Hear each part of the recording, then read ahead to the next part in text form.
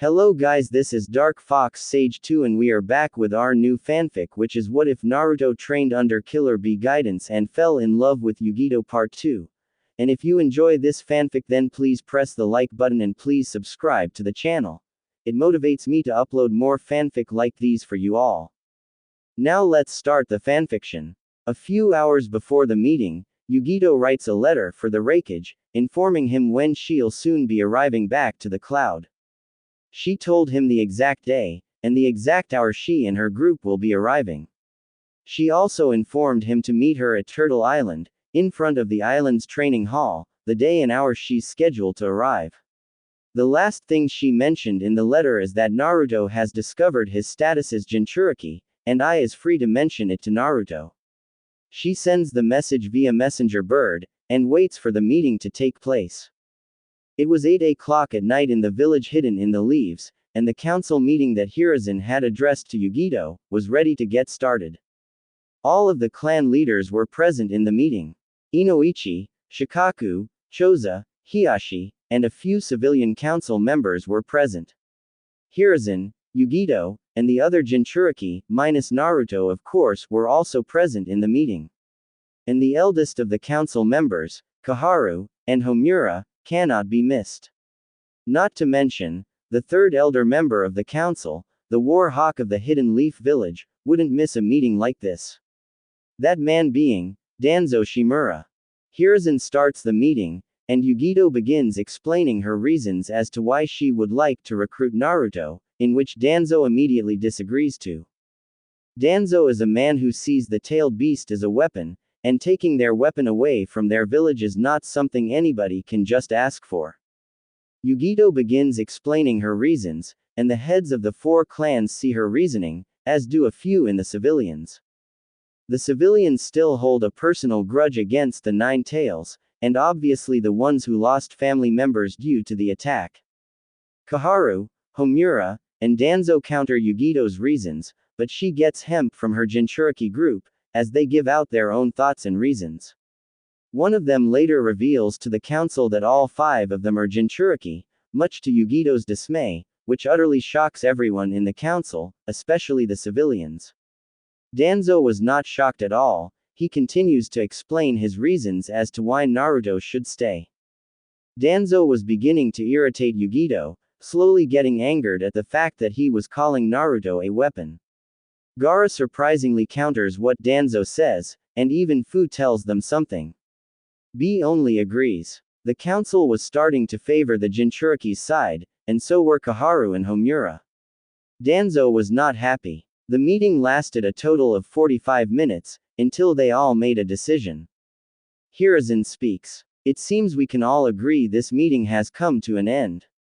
I'd hereby declare that Naruto Uzumaki is to leave tomorrow morning with Yugito Ni, and her group. You are all dismissed. All of the clan leads, the civilian council members, and the 3 elder counselors begin to exit the room. Danzo was the one who angrily exited first. Hiruzen stayed with the Jinchuriki group. That was quite the debate that went on there. Yugito says, "Yes, I'm just glad we were able to convince them." B raps. Lil, Naruto finally gets to join us. In as he can put all his trust. Fu looks at Gaara, and smiles. Hear that, Gaara? The 2 of us just got ourselves another buddy. Was all Gaara said. Yugito looks at her Jinchuriki friends. I really have to thank all of you for helping me in that debate. If you weren't there, I would had probably lost. Fu says. Sure thing, Yugito. Han nods, and B gives a thumbs up. Hiruzen speaks. By the way, I must let you know, Naruto just barely graduated from the Ninja Academy this morning. Yugito asks. Oh, is that so? Yes. He's barely a ninja. Now, I think you should go find Naruto and give him the news. You said in the meeting that he would be happy to go with you, so him hearing confirmation to leave will excite him. Yugito nods as well. Indeed. Where can we find him at this time? He should be back at his home. Do you know where it is? I'm afraid not. Then I'll gladly guide you to his place. I have time. Yugito smiles. We would be thankful, Lord Hokage. Hiruzen begins walking, and the group follows him. They spent 10 minutes walking, and discussing what were Yugito's plans for her and her group when they head back to the Cloud Village, until they finally arrive to Naruto's place. Hiruzen speaks. Here it is. The lights are on, so he must be here. Hiruzen knocks on the door, and after a few seconds, it opens, with Naruto being on the other side of the door. He was in his pajamas. Naruto speaks. Grandpa Hokage. Yugito. Hiruzen smiles. Greetings, my boy. We have news for you. Can we come in? Sure. Naruto opens the door all the way, and steps to the side to let Hiruzen and the group enter. Fu looks at the place. Cute little place. Naruto says. Thanks. Old man Hokage got it for me when I was 8. Han admits. I'm admittedly jealous. I had to live under a rock for most of my life. Naruto didn't know what to say to that. That sounds like it sucks. Hiruzen says. I hope we weren't interrupting in anything, Naruto. I see you're in your sleeping garments. Yeah, I was just getting ready to go to bed. He smiles proudly. Tomorrow is the day I become a genin, so I gotta get plenty of rest. About that, Naruto. There's something Yugito would like to say. Yugito asks. Naruto. Do you still want to go with me and my friends? Naruto says. You bet I do. Knowing that you guys are like me motivates me to go with you. He then realizes. Wait a minute, Yugito, you said you were having a meeting with the council about me. Does that mean that? Yugito finishes the sentence. That you're going with us? She smiles kindly. That's exactly what it means, Naruto. It wasn't easy, but the council allowed for you to come with us. Naruto stays speechless for a few seconds, then smiles, and suddenly hugs Yugito. Yugito, that's awesome. Yugito was caught by surprise by the sudden hug, but smiles again, and hugs him in return. Naruto keeps hugging her. Now I get to go with people who are just like me. People who know how I feel. He lets go of her. This is exciting. When do we leave? Yugito says. Tomorrow morning. I hope you're an early bird. Are we getting up that early? The third speaks. Yes, Naruto. You barely just became a ninja, so you'll have to legally put down your leaf ninja status if you want to join another village. Naruto frowns. Man, I hate getting up early. Fu speaks. Hey Naruto. According to Yugito, you have a dream of becoming Hokage. What's going to happen to that? Naruto says. Well, I just wanted to become Hokage so that people could see me as a person, and not like a demon. But that doesn't matter anymore now that I have new friends who are just like me. He does a thumbs up, closes his left eye, and smiles. I'll go with you guys wherever you are taking me. Yugito smiles once more. I'm glad to hear that, Naruto. Hiruzen says. Then it's settled. You'll all be leaving early tomorrow morning. Naruto, you'll put down your status as a leaf ninja, and you'll be on our way to the Cloud Village. Naruto looks at Hiruzen. Hey Grandpa Hokage. Before I leave, could I say goodbye to Iruka-sensei? I don't want to leave without telling him. The old Hokage nods. Of course, my boy. I'll inform him to report to my office tomorrow in the morning. He's not aware of your departure, so it'll be best to inform him tomorrow. Seeing as the conversation was at an end, Gaara decides to exit Naruto's home. Yugito tells Naruto, make sure you pack up everything you need for your departure. I'll come here tomorrow around 6 in the morning to pick you up, so I suggest you get up around 5 to get ready. Hiruzen adds in. In fact, you should start packing up right now. Naruto happily says. Right away, Grandpa Hokage. Yugito says. We'll be leaving then. We need to catch our rest too. Hiruzen agrees. Right. It's going to be a long trip, so you'll need all the rest you can get. B bumps his chest with his left hand, and does a peace sign. We see ya tomorrow, Naru homie.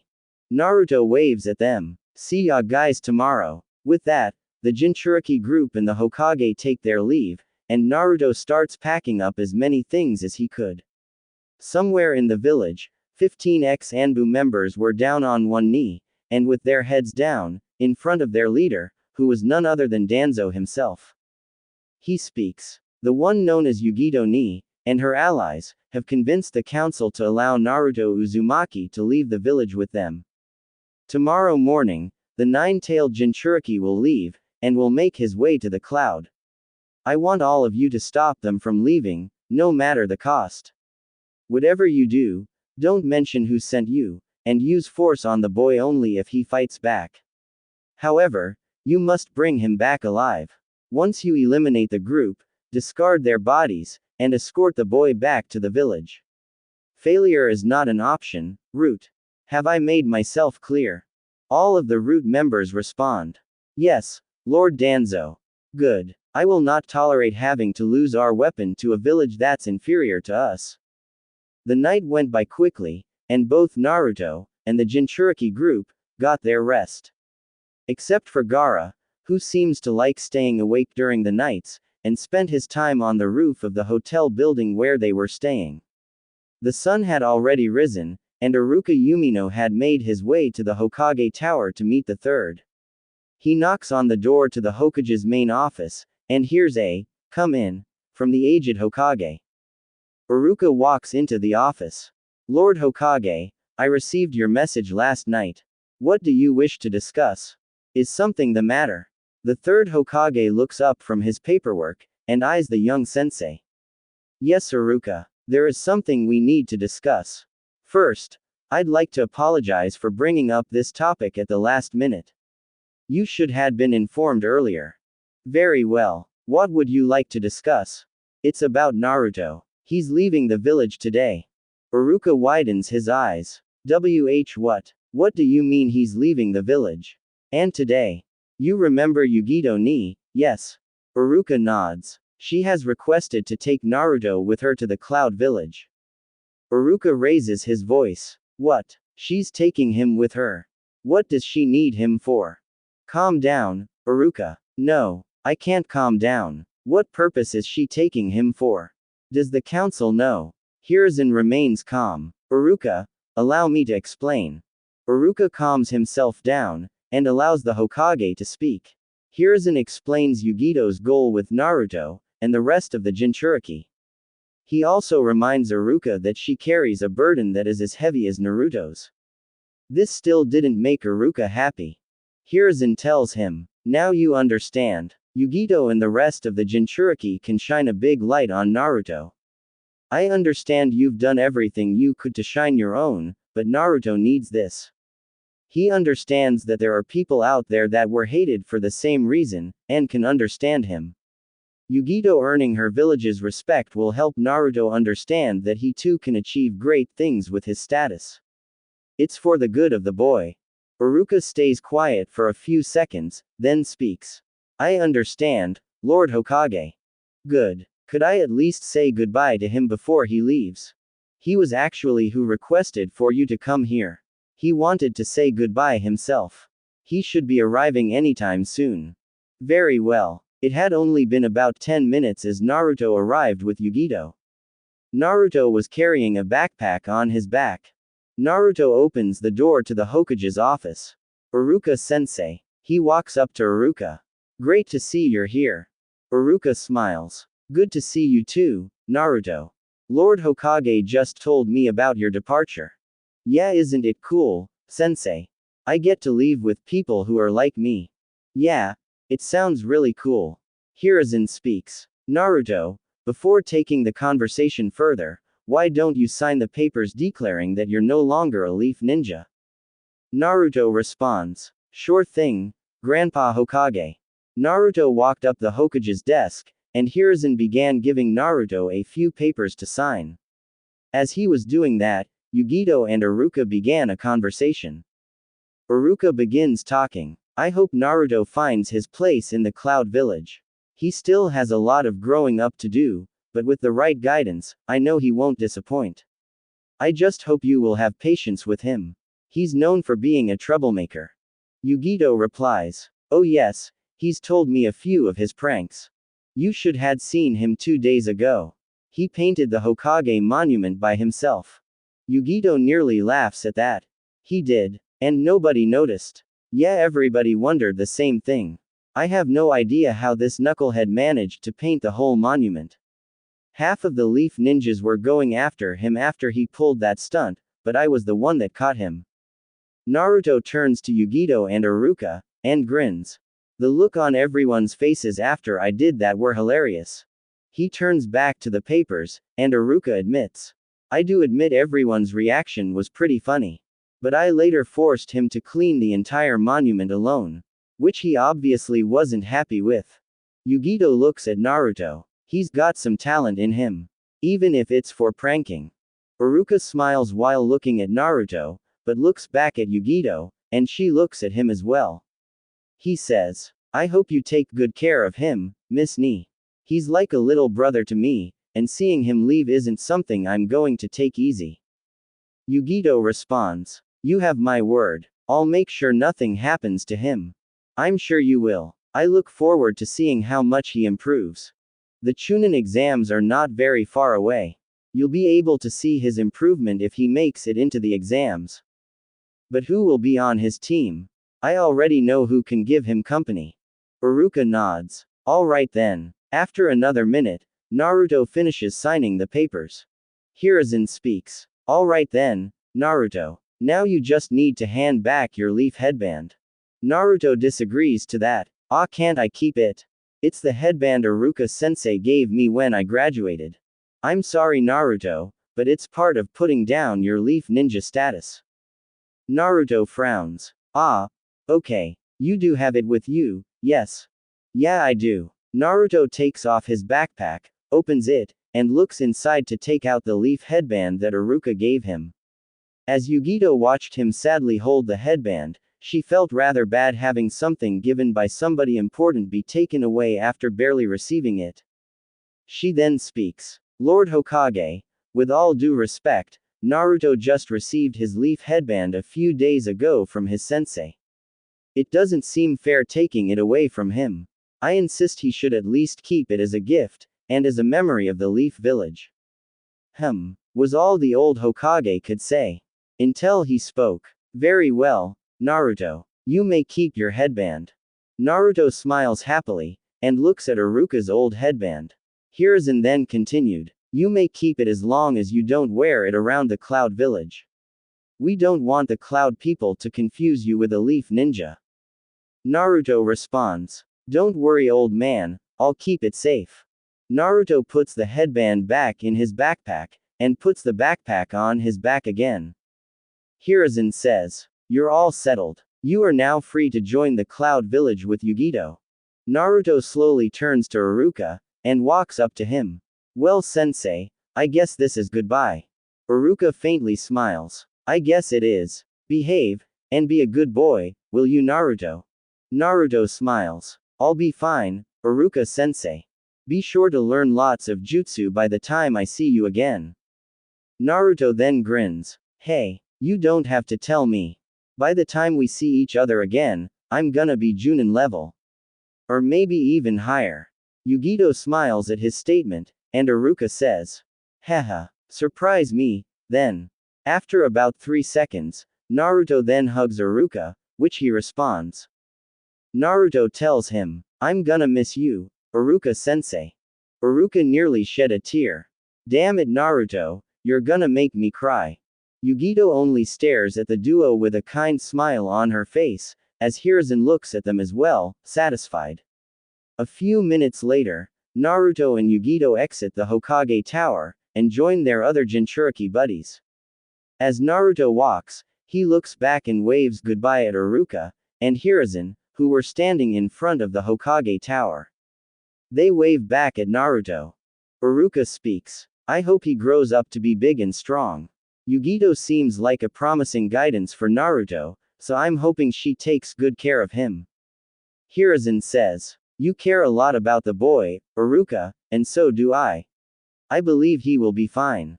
As the 6 Jinchuriki walk through the village, Fu lightly taps Naruto with her elbow.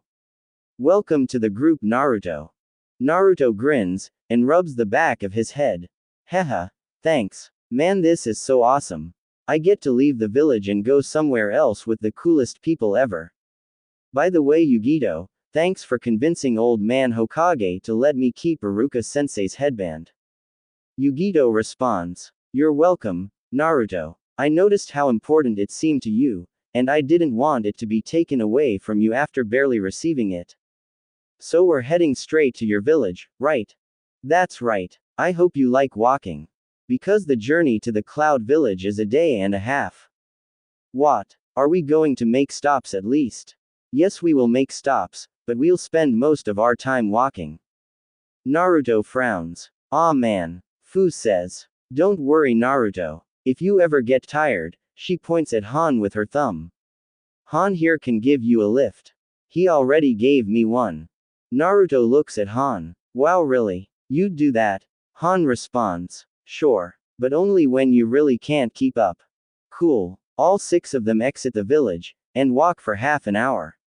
Until everyone except for Naruto stopped walking. When he notices they all stopped, he looks at them. What's wrong with you guys? B looks at Yugito. Yugi girl. Yugito replies. I know. Naruto asks. What is it? What's wrong? Han says. We're not alone. Yugito yells. We know you're there. Show yourselves. Naruto asks. Who are you, Taki? Before he could finish his sentence, a group of 15 ninjas come out from the trees, and land in front of them. All of them were masked, and had hoods on. This catches Naruto by surprise. Whoa. Yugito asks them. Who are you? One of the ninjas speak. Our identities do not matter. We are here to bring the 9 tails back to the Leaf Village. Naruto walks backwards towards Yugito and the others. What? Yugito asks. And who sent you? The ninja speaks again. That is not important either. Surrender the boy, or you will be met with extreme force. Naruto is now rightfully part of our group. You can't just take him from us. The 9 tails is a property of the Leaf Village, and we're here to claim him back. Surrender him or die. Han steps forward. Whoever you are, if you want to get your hands on our friend, you'll have to go through us first. Fu, B, and Yugito step forward as well, while Gaara stayed behind. He wasn't one to defend anybody, but if he needed to fight, then by all means. Naruto looks back at them when he notices they all step forward, and then looks forward to the 15 ninjas, and crosses his arms, triggering his trademark foxy grin. The same ninja says, very well, if we must. Naruto then says, allow me, guys. I know a useful jutsu that'll kick these guys' butts. Yugito argues. Naruto, these are at least low Jonin leveled ninjas we're dealing with. Hey, just watch me. He then makes a cross-shaped hand sign with his index and middle fingers. Shadow Clone Jutsu. 14 other Naruto clones pop into existence right in front of both groups, facing the strange ninjas. Yugito and Fu were both surprised, while B and Han were intrigued. Gaara didn't react. Whoa, was Fu's reaction. Yugito says in her thoughts. Physical versions of himself. That's impressive. Without a thought, all the 15 Narutos charge at the ninjas, and begin attacking. But what happened wasn't much of a fight, as all the Naruto clones were quickly attacked by the unknown ninjas, and were dispelled, leaving only the real Naruto standing. Naruto was dumbfounded, and Fu was just as dumbfounded as he was. That's it, Naruto. Naruto wasn't done yet. Oh, you think you guys are so tough? Well, I still got more where that came from. Before he could make a cross hand sign again, Yugito and the others immediately charge at the mysterious ninjas, and begin fighting, leaving Naruto standing there. Yugito, B, and Han were each fighting 3 ninjas, while Fu was fighting 1. One ninja charged at Naruto, while the 3 remaining ninjas surrounded Gaara. Yugito used her speed and flexibility to outmatch the 3 ninjas she was fighting. B was using 2 of his 7 swords, and his agility, to fight off the 3 ninjas he was facing. Han was using the defense of his armor, and the endurance given to him by his tailed beast, to battle the 3 ninjas. Meanwhile, with the 3 kids of the group, Fu was somewhat struggling, but didn't have such a hard time fighting her enemy. She was only a genin, and fighting a low Jonin level ninja was obviously harder than fighting another genin. Fu was fairly agile, and was just as good at taijutsu, Plus she had fairly good reflexes, so she was still on her feet despite struggling a bit. Gaara only stood on his spot, waiting for the ninjas to attack him. They started by throwing shurikens and kunais from all directions, but weren't succeeding in even scratching Gaara, as the sand on the gourd on his back was protecting him from the hits. Naruto, on the other hand, wasn't doing well at all. He was clearly outmatched, and it didn't help that he wasn't given any ninja tools when he left the Leaf Village, so he didn't have anything to defend himself with. He could use his shadow clones, but the ninja he was fighting against moved too fast for him to make his hand sign. Not to mention, Naruto's reflexes were not that great, so he was mostly knocked down to the ground. Despite that, he still got back up without any showing signs of exhaustion. The adults and Gaara weren't having any trouble at all. When the ninjas approached Gaara, they ended up caught in his sand, which wrapped itself around these ninjas. As much as they struggled to break free, they couldn't. The sand ended up twisting and turning their bodies, breaking important bones, and killing them in the progress. Yugito was very experienced in taijutsu, and she had excellent speed. The ninjas attacking her couldn't keep up, and she used her claws to do some serious damage to the 3 ninjas she was facing. Their bodies couldn't keep up, and they eventually collapsed on the floor. B also did some serious damage to the ninjas he was facing, with his swords. He managed to impale one of them through his chest, and slice the other 2's necks. B was experienced with kenjutsu just as much as Yugito was with taijutsu. The 3 ninjas Han was facing couldn't break through his defense. His defense were not to be underestimated. He also used taijutsu to fight off the 3 ninjas he was facing. In fact, the entire battle was mostly taijutsu or kenjutsu. There were no jutsu used at all besides Gaara's sand, as he's the only one who lacks in taijutsu. Han ended his part of the fight by grabbing 2 of the ninjas' heads, and slamming them against each other. Han then grabbed the last one's leg, swung the ninja over him, and slammed him against the ground, knocking him unconscious. Fu and Naruto were still fighting their opponents. Fu ended up using a water sword to fight off the ninja, and Naruto was yet again getting knocked down all over the place. Both of their fights were interfered when Han grabbed the ninja Fu was fighting, and slammed him against a tree near them. Fu complained. "Hey, he was Fu's." Han replied. "You were taking too long." The ninja Naruto was fighting punched Naruto back onto the ground, and before the ninja could continue attacking him, Yugito made one hand sign, to unleash one of her jutsu. She yells, "Mouse hairball." And she releases a blue fireball out of her mouth, which heads straight to the ninja and hits him right on the back of his head. The impact knocks him down to the ground, and names him unconscious. Yugito runs up to Naruto, and helps him up. She asks, "Are you alright, Naruto?" and gives out a hand to help him up. Naruto replies, "Yeah, thanks." He grabs her hand, and stands up. Yugito looks at the others. "Is everyone alright?" Han answers, "Everything's good here." B says, "It's all good by me, yo." Fu says, "Fu's okay too." Gaara was fine as well, but doesn't reply. Yugito was relieved. "Okay, good." Fu asks, "Who were these guys?" "I don't know, but they wanted to bring Naruto back to the Leaf Village." Han says, "Which obviously means they're from there." Naruto asks, "Me? What do they want with me?" Yugito guesses, "Somebody apparently didn't want you to leave the village, so whoever it was, he or she sent these ninjas to eliminate us, and bring you back." Naruto asks another question, "Should we tell Grandpa Hokage?" "No. We're already half an hour away from the village. We'll send the Hokage a message about the ambush once we reach Cloud." Fu asks, "What do we do about them?" She aims her hand at the unconscious or dead ninjas. Yugito takes out a sealing scroll. "We'll seal their bodies and the unconscious attackers inside these scrolls, and deliver them to the leaf once we arrive to the Cloud. One of these scrolls can only seal up to 5 bodies, I have 3, thankfully. Han, B, can you guys help me line up the bodies in a line?"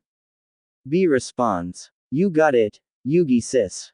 Han nods, and they both help Yugito move the bodies. They made 2 lines of 5 bodies, and one of 4 on the ground, so that Yugito could use 1 scroll for each line. Naruto looks at the dead ninjas with disgust. Man, dead people, it's not something I see all the time. I mean, not all of them are dead, but some of them are.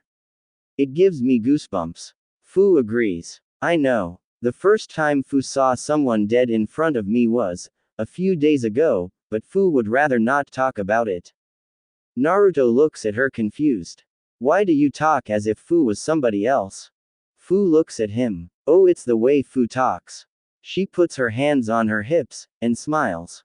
Fu likes talking in third person. Maybe you should try it. Nah, that seems weird to me. She shrugs. Suit yourself. It took the adults 3 minutes to move bodies, and the sealing progress took a total of 4 minutes to be done. Yugito was no master in sealing, but she had enough experience to seal bodies inside scrolls, and even do other things like fixing broken seals.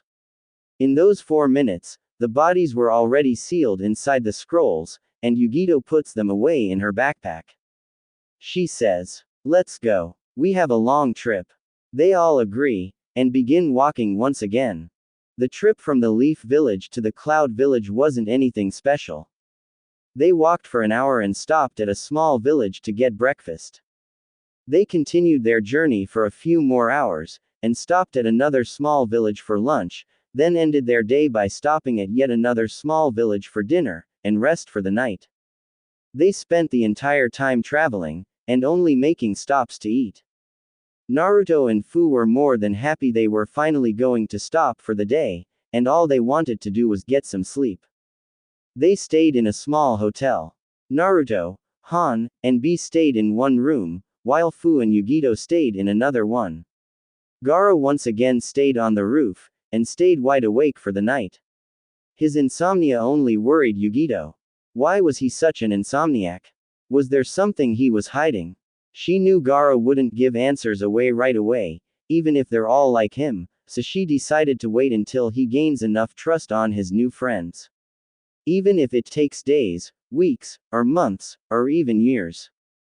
The next morning, they ate breakfast in the village they were staying, and left to continue their journey to the Cloud Village. They pass the borders of the Lightning Country during their walk, and take a shortcut through the mountains to avoid walking through Lightning Desert. After another hour of walking through the mountains, the Cloud Village could be seen in sight. Fu sees the village from the mountain. Hey Yugito. Fu can see the Cloud Village from here. Yugito looks, and says, "That's correct. That is the Cloud Village." Naruto says, "The road to get to it can be seen from here too. I'll race you guys to the entrance of the village." Before he could run off, Yugito stops him. "Hold on there, Naruto." "What? We're not headed to the village at the moment. We're heading to a place called Turtle Island. That's where all of you will be staying, and my cage expects us to be there, and not in the village." "Oh, well, why didn't you say so in the first place?" Yugito embarrassingly rubs the back of her neck. "Oh, I guess it never occurred to me."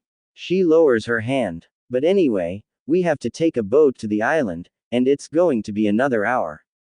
Naruto crosses his arms, and the other pass by him. "Man, can't we just end this journey by going to the villa?" B grabs Naruto by the back of his jacket. "Wah hey." He then drags Naruto to the ship docks. "You complain too much, yo. Now let's go, Naruto." Naruto struggles. "Hey, let me go. Yugito, say something." Yugito jokes with him. "Something. Oh, very funny." Just 10 minutes, and they had arrived to the ship docks near the Cloud Village. B had let go of Naruto at the quarter of their 10-minute walk. There were many small ships in the docks, and a few medium and larger ones. Yugito decided to take a medium ship for them to sail on. The group got in, and the captain of the ship proceeded guiding the ship to Turtle Island. A few minutes had passed during the trip, and Naruto, Fu, and Yugito were in front of the ship, looking out into the distance. Naruto was standing on the left, Fu in the middle, and Yugito on the right. They decide to have a conversation. Naruto asks Yugito, "So Yugito, this Turtle Island, Is it an island full of turtles? Yugito replies. Not exactly. It does have turtles, but it's not a home only for them. It's inhabited by many different animals that me and B are friends with. B is actually friends with all of the animals in the island. Fu asks. Why is it called Turtle Island then? Yugito answers. Well, you two probably won't believe me. She looks sharply at Naruto and Fu, and smiles. But in truth, the island is an actual living, breathing, giant turtle that carries a forest on its back. Naruto and Fu look at each other. Woo-ah, they say at the same time. Naruto asks. That's where we'll be staying. Yugito replies. That's right. That will be the home for the U2, Han, and Gaara. And the 3 other Jinchuriki we haven't found yet. Naruto asks another question. What's a Jinchuriki? Yugito tells him. It's what us demon containers are called. We're all Jinchuriki, the power of human sacrifice. Oh, okay. And you said there's 3 more. Yes. But I don't know where 2 of them are, and one of them became a dictator to its own village. Why did he become a dictator? Yugito crosses her arms. That's what I'd like to find out too. But going back to Turtle Island, me and B made arrangements on where the 4 of you will be staying while in the island. You will all be staying at the Turtle Island Training Hall. Turtle Island is mostly a training ground for the Cloud Ninja, and the training hall is where they stay to rest and sleep for when they're doing days of training. It's a fairly large building, so there's plenty of room for you guys. Fu playfully says. Fu wouldn't mind living inside a tree. Fu has for nearly her whole life. Naruto looks at her. Really? For most of your life? Yeah, you should be thankful, Naruto.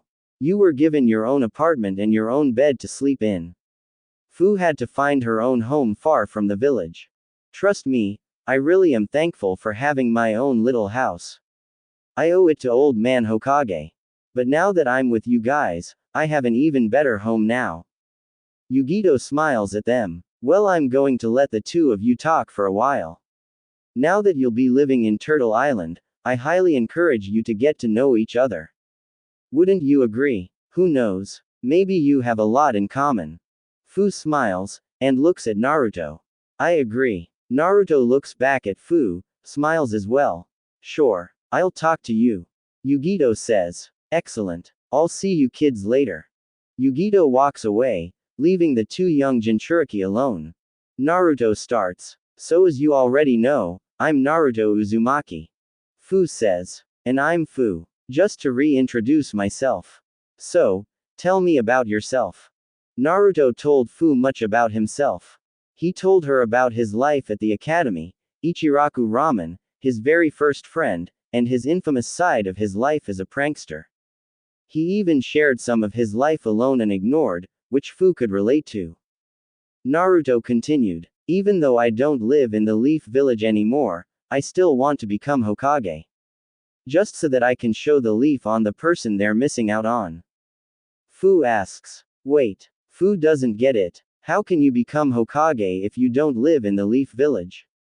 Isn't it obvious? I'm gonna become the Hokage of the Cloud Village. Fu's sweat drops. The Hokage of the Cloud Village. Naruto grins. Yeah, if I can't become a Hokage in the leaf, I'll just become a Hokage in the cloud. Naruto. The Hokage of the Cloud Village is called a Raikage. Naruto shrugs. Hokage, Raikage, same thing, really. But enough about me. Tell me about yourself. Well, Fu isn't that interesting, honestly. Fu grew up lonely, nobody wanted her, everybody hated me. All because of this stupid-tailed beast I have sealed inside of me. Naruto blinks once, and notices how Fu didn't talk in third person during that last sentence. Fu continues. I don't usually talk about this, but the only person that cared about me died in front of me. Who was that person? My sensei. Like any ninja, I was part of a 3-man team, and a sensei. One of my teammates hated me, and the other one was scared of me. Then there was my sensei. The only person who saw me as a human, and not a beast. Naruto asks. What happened? I changed my mind. I'd rather not talk about it. Sorry. It's alright. I know what it feels like to be feared. The 12 years I lived, I had no idea why people were so scared of me, and ignored me. That's one of the reasons I started pulling pranks. So I could get people's attention. It doesn't sound like the right kind of attention. Naruto shrugs. Meh. He then grins. It was still funny seeing their reactions to my pranks. Fu smiles. By the way, you're 12 years old. Yeah, that's right. Wait, how do you know? Because you said, the 12 years I lived, so I figured you were that age. She puts her hand on her chest, and looks proud. Fu is 13 years old, so you better pay attention to her. Naruto frowns. Yeah, right. It's just 1 year of a difference. Fu giggles. I'm just teasing you. On the very back of the boat, Gaara was staring at what little could be seen of the land they had just left. He was silent, and was bearing the same emotionless expression he always bears. The silence was broken when he hears footsteps, as if someone was walking up to him, but Gaara doesn't turn around to see who was coming, he only keeps looking at what's in front of him. It was Han who walks up to Gaara, and stands to his right. He tucks his right hand inside his kimono top, and the two remain silent for a minute, until Han broke it. Han asks, "So, how are you enjoying the view?" Gaara doesn't respond. "Your new home is a long way from your old one. I hope you and the others made the right choice of leaving with Yugito. I only went if she won a bet I offered her to take, which she did, and won." Gaara still remained silent. Silent one, are you? Gaara finally responds. "I have nothing to say to you." Han crosses his arms. "Is that so? I remember you said the reason you wanted to come along with us was because we understand you, and know what you've gone through." He puts his right index finger and thumb on his mask where his chin resides. "Or were you mostly referring to Yugito when you said that? I can't remember that part." He lowers his hand. "Either way, me and the others are just like you, and now that you decided to join the group, the least you could do is get to know those who are like you." Gaara stays quiet for a few seconds, then speaks. "What do you want to discuss?" "It's not about what I want to talk about, it's about your interaction with others. Remember, you have a group who understands you now, and since you're part of us, you should try to open up. Why don't you start with me, now that I'm here?" Gaara goes back to being silent. Han waits for him to speak, but then he says, "Well, I'm sure you'll open up sooner or later." He turns around to leave, but before he could start walking, Gaara speaks. "How was your life growing up as a demon container?" Han looks over his shoulder, then turns around, and faces Gaara. "Difficult. My whole life was spent being hated by the village, and the current Tsuchikage, who is related to me, didn't lift a finger to even try and help me. I was named a Jinchuriki at the age of 4, and my parents abandoned me after that event. I had to literally live under a rock until I was an adult. One of my teammates and my sensei hated me. My other teammate and I fell in love, but she died protecting me, which my sensei and partner blamed me for. Many other things happened to me, but I can't remember them off the top of my head." Gaara says, "You mention those events in a way as if they didn't impact you."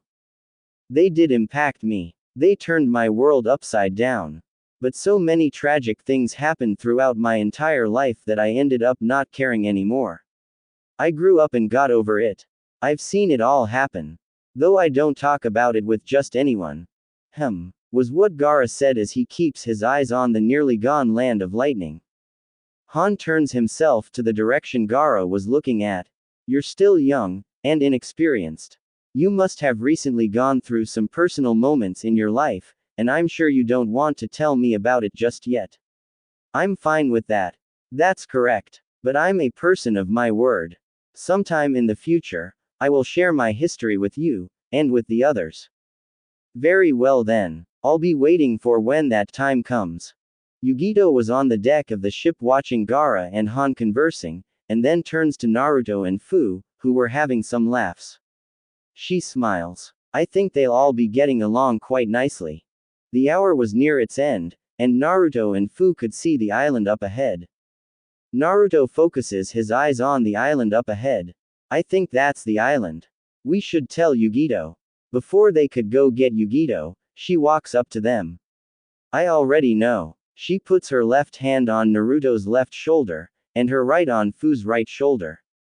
Naruto, Fu, welcome to Turtle Island. The turtle was giant. Very giant. They could see the right side of the Turtle Island, so they could only see its right front and back legs, plus the right side of its head. The island had a huge forest on its back, and there were also huge spikes sticking out from a few parts on its back, and around it. Not to mention, the turtle was easily a whole lot bigger than the Leaf Village. Another 10 minutes had passed, and the ship finally made it to a stop in the island, making their way inside through the forest. Fu marvels at how fantastic the setting was. Wow, this place is full of life, full of green, and Fu can already tell it was full of insects. Fu liked the Leaf Village's environment, but forests, green, and insects are what Fu prefers. Han agrees. It's most certainly better than stones. Yugito says. I'm glad both of you like it. I'm only hoping all of you are fine with the island as your home. Naruto asks. So what are we doing first, Yugito? Do we get to see where we'll be staying? Well, Lord Raikage would like to speak to the four of you first. He wants to know who inhabits his village in the island. He should be here by now, and also told me he'll meet me in front of the training hall.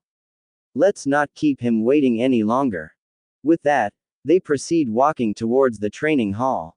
It was a 5-minute walk they had to make, but arrived to the hall.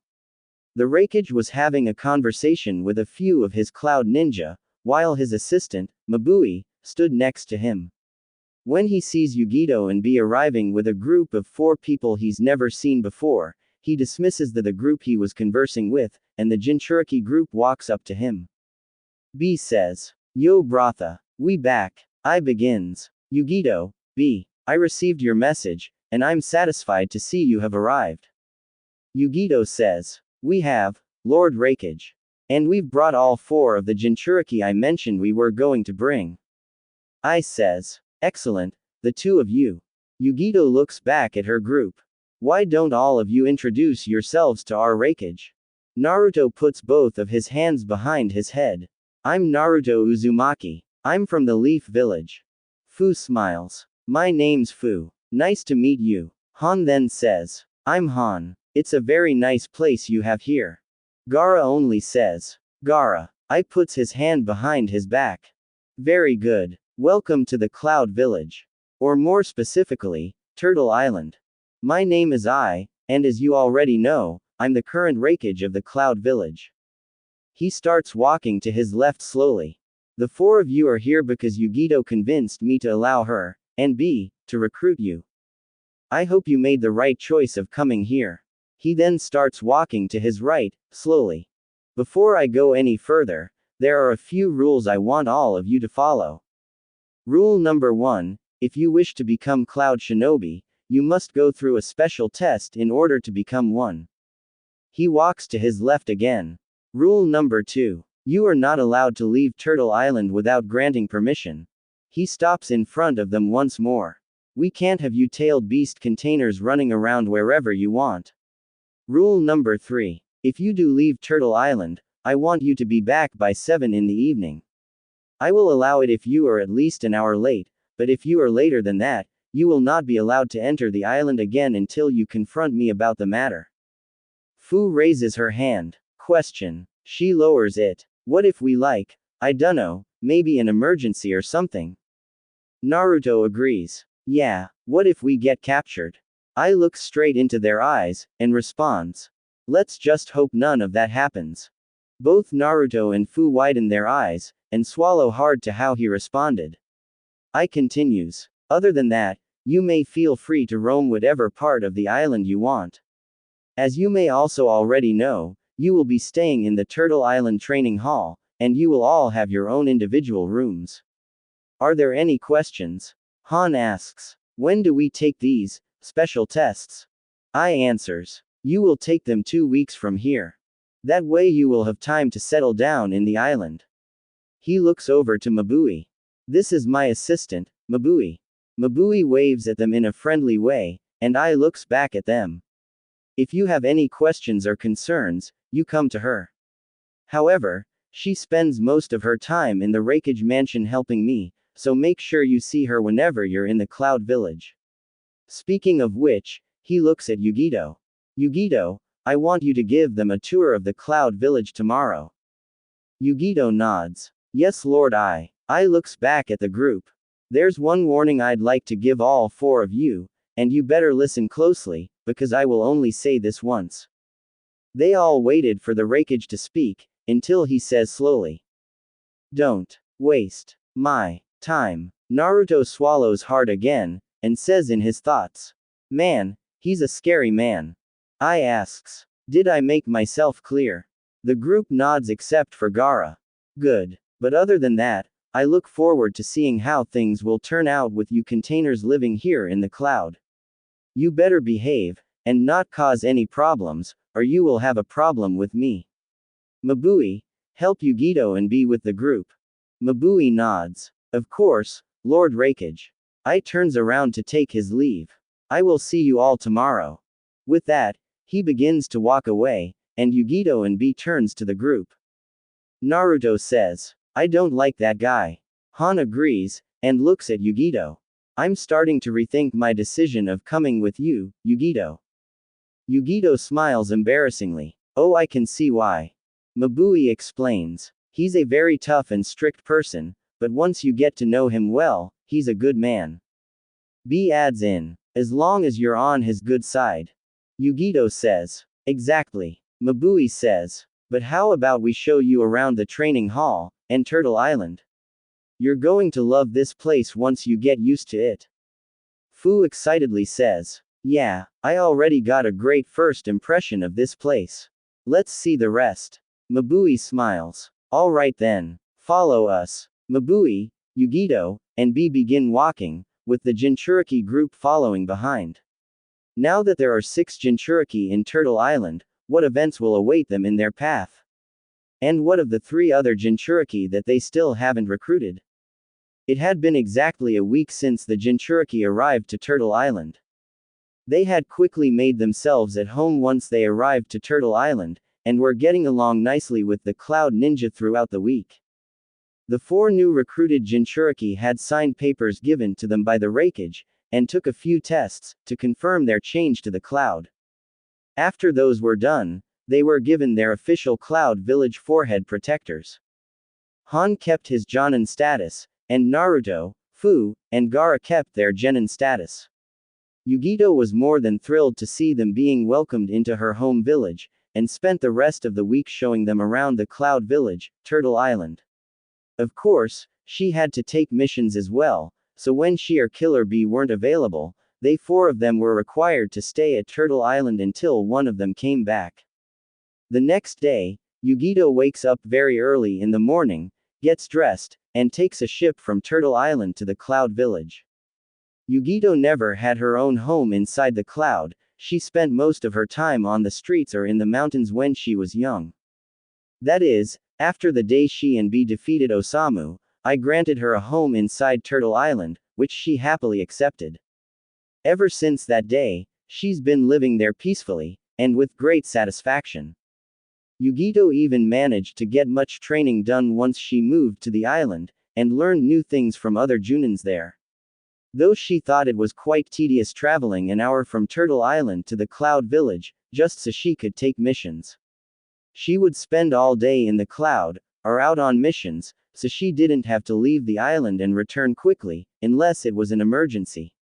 Constant trips on sea would irritate her. After an hour, Yugito arrives to the Land of Lightning, takes a 10-minute walk to the village, and arrives. It was barely 5 in the morning, and most of the village's people were asleep. She makes her way to the Raikage office, and knocks on the door to the Raikage's main office. She hears a, "Come in," from I, and she enters. I was doing some paperwork very early in the morning, and he looks up to her. Yugito, what brings you over? As far as I know, you don't have any missions today. Yugito responds. I know. She starts walking up to his desk. I'm aware you start your work early in the morning. She stops in front of him. And since I'll be busy with the three young Jinchuriki all day today, I found no better time than the morning to speak with you. We need to discuss something important, Lord I. The Raikage says. You could had requested to set up this meeting when I made my arrival to Turtle Island yesterday. Yugito gives him an embarrassed smile. I apologize. I was too overjoyed with getting to spend time with the containers. I hope this sudden appearance didn't interrupt you. I leans back on his chair.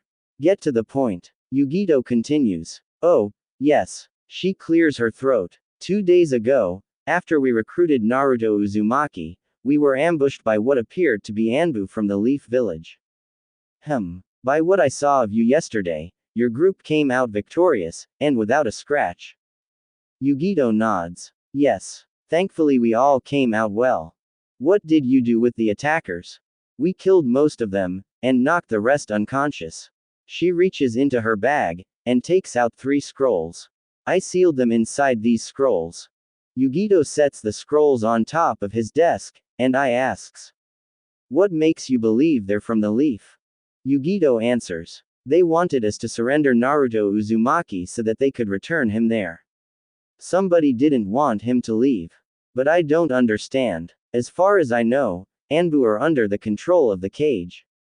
And it makes you believe that maybe the third Hokage had something to do with this. Part of me believes that, but most of me doesn't. It wouldn't make sense for him to let us leave with Naruto, only to send a group of Anbu to eliminate us and bring him back.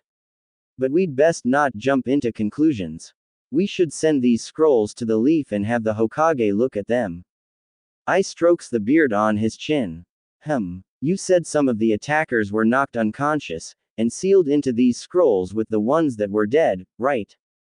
Yugito nods. That's correct. I got another idea. We could just interrogate the attackers that are still alive. Would that be a good idea? It would be best if we let the Leaf Village handle this matter. I looks at Yugito in all seriousness. Yugito, you just recently recruited the container of the most powerful living being in existence, which formerly belonged to the Leaf Village. Whoever wanted Naruto to be returned back to the Leaf, most likely saw the boy as a weapon that would have been used for military purposes.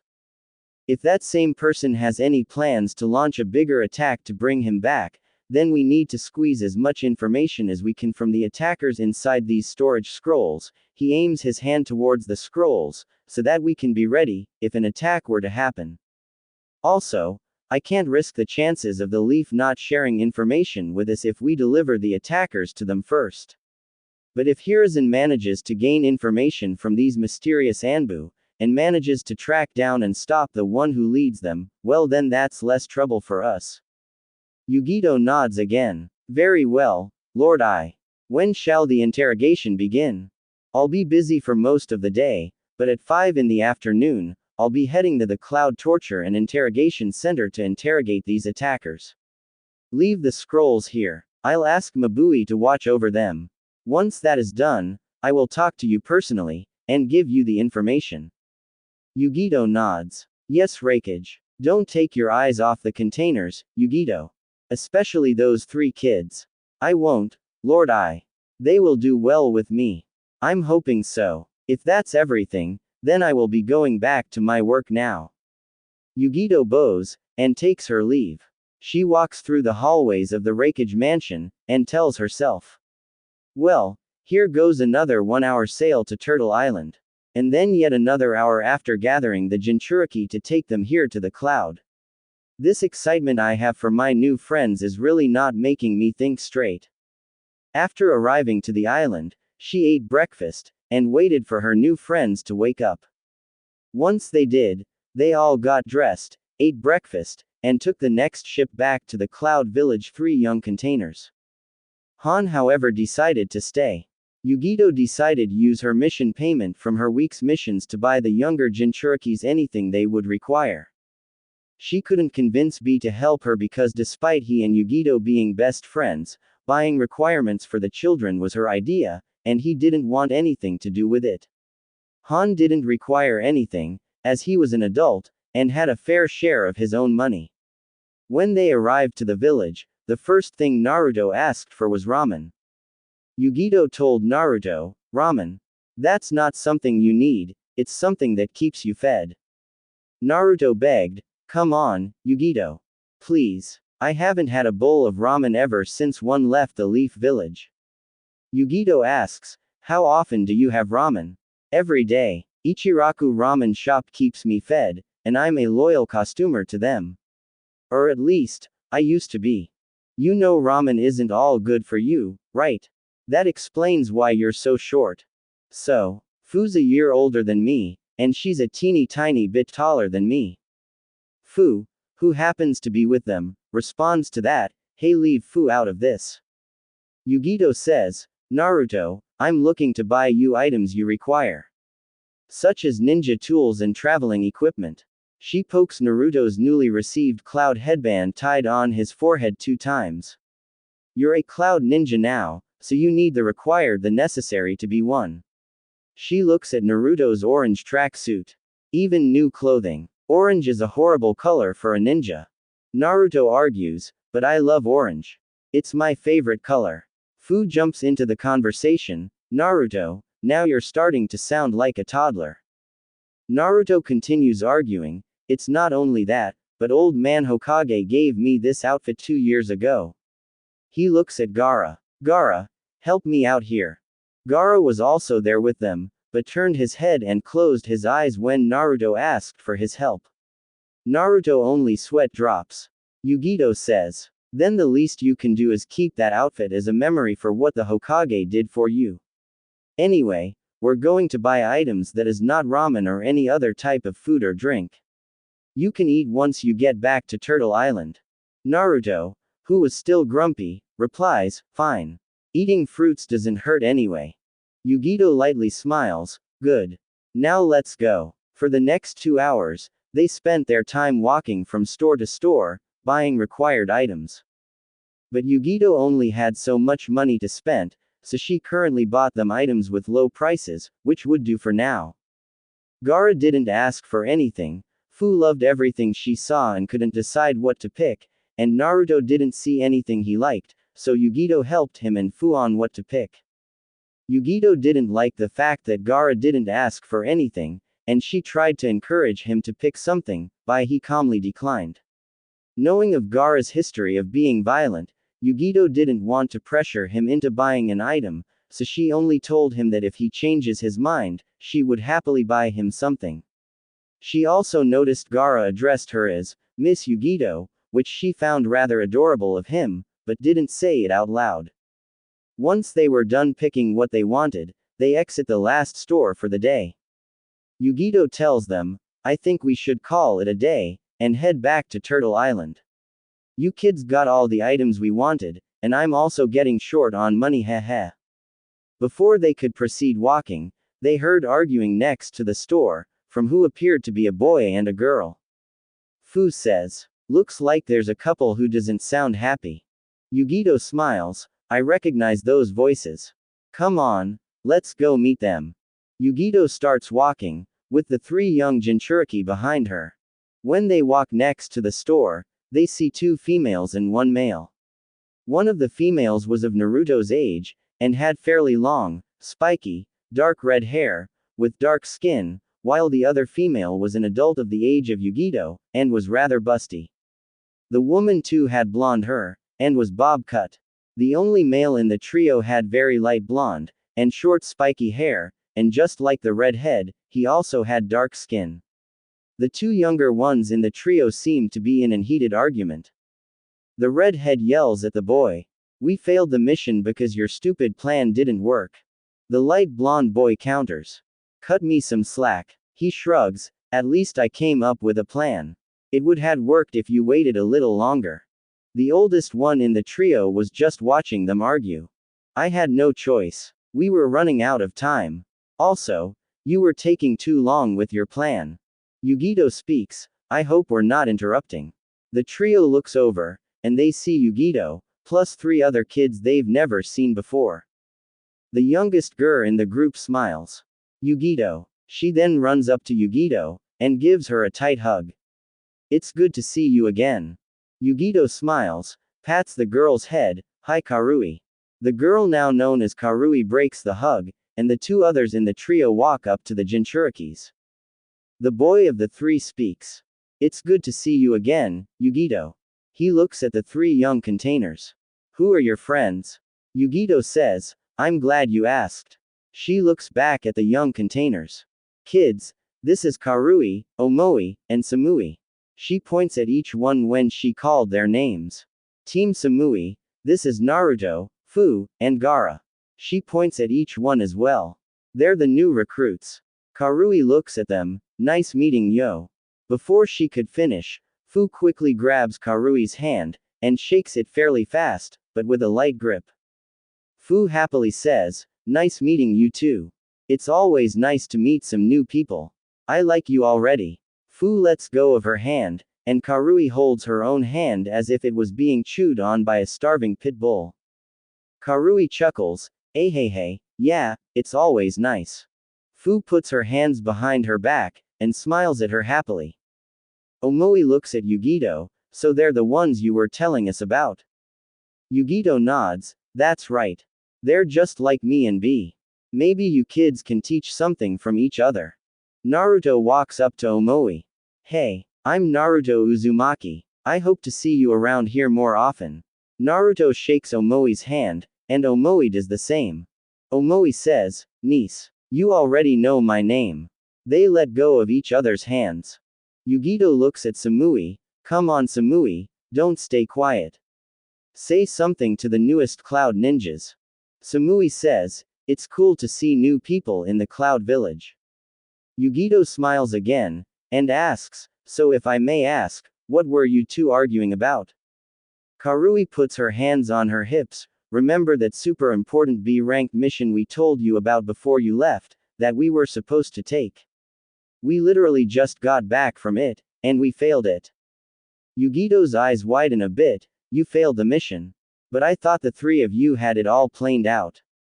Omoi says, Captain Samui was injured, and she told us to proceed on with the mission. I had the rest all planned out, but if it wasn't for, he looks at Karui sharply, Karui's impatience, my plan would have worked. Karui argues, I told you. We were running out of time. I had to do something. Omoi says, well your action didn't work, and now the Raikage is going to punch us all the way to the land of snow for failing the mission. Well it's not like we were capturing some guy who had important information, so I think we'll be fine. She looks at Samui. Right Samui? Samui only says, no, we're dead. Karui's forehead turns purple out of fear. If Samui would say something like that, they were screwed. Samui starts walking to the Raikage mansion. Now let's go. Omoi starts following behind, and Karui stutters, wait, now. Omoi looks back at her. You know Lord I doesn't like it when we don't tell him about failed missions, now come on. Karui slowly starts walking, with fear still written on her face. Oh okay. See you later Yugito. It was nice meeting you guys. She rushes to her other two teammates, and they proceed to the Raikage tower. Fu says, they look awesome. They even have swords. Yugito looks at them. Yes, Karui and Omoi may not look like they like being together, but when they work as a team, they can do a fine job. Naruto says, I hope we see them around some more. Yugito smiles.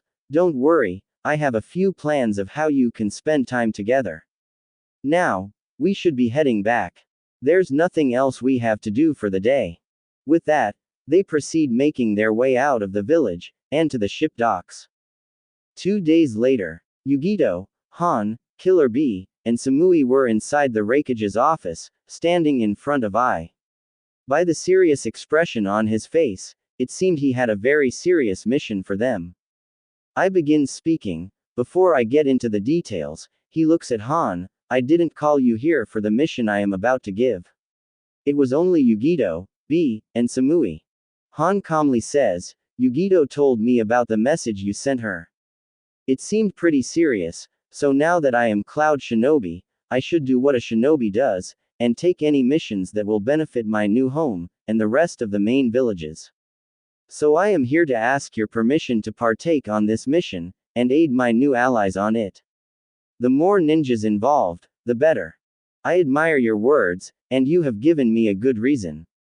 Very well, I shall grant you your request. Han nods, I thank you. I continues, now, the following mission I am going to give you is a dangerous S-ranked mission. If you are all familiar with what has been going on at the village hidden in the mist, it is under the tyranny of the current Mizukage, and Jinchuriki of the Three Tails, Yugura. There's a rebellion team led by a woman known as Mei Terumi, who has requested assistance for at least 3 Cloud Jonin, and as you could most likely guess, those 3 Jonin will be the 3 of you. As he looks at Yugito, B, and Samui, who were standing left to right respectively.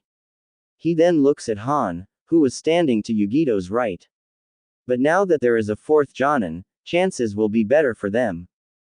Yugito asks, if I may ask, why does this Mei woman need 3 Jonin from another village? A fleet would be a better choice. I responds, she needs you for something much more important than just shinobi ammunition.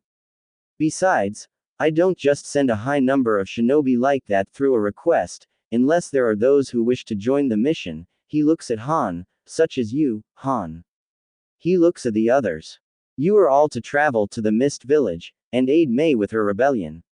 You are to leave in an hour, or earlier if you wish. Any questions? Yugito responds, Lord I still wish to recruit all of the Jinchuriki. Should I still recruit Yugura? Are you trying to make me laugh, Yugito? There's no way a dictator like him would join us like that. Besides, that mission is done with. Move on. Yugito felt down when hearing that, but she responds, yes Lord I. If there's nothing else, you should all get ready. Dismissed. With that, the 4 Jonin proceed to exit the office. Yugito was going to be the last one to exit, but when she was going to, I calls her, Yugito. Yugito turns around, yes Lord Raikage. I have information about the attackers you and the containers faced a week ago. It turns out, they can't say anything about their group. And not because they refuse to, but because they literally can't. Yugito asks, what do you mean?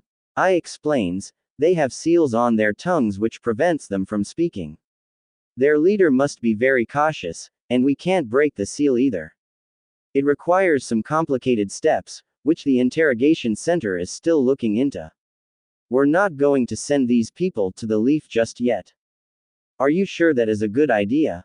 It doesn't seem safe keeping people from other villages in our own. Not unless they're trying to kill my villagers and new recruits. That's all I have for now. Get ready for your mission. Yugito nods, yes Lord Raikage. She lightly bows, and exits the office. It had been 2 days since the 3 Cloud Junin and their newest member left the Cloud Village on a ship to the village hidden in the mist. They were only half a day away, and Yugito was getting quite irritated of traveling for days straight. She was sitting on a wooden bench in the front of their boat, with her arms hanging from the ship. She growls irritatedly, ugh, I wish this boat could go faster. Samui looks at her, and how irritated she seemed.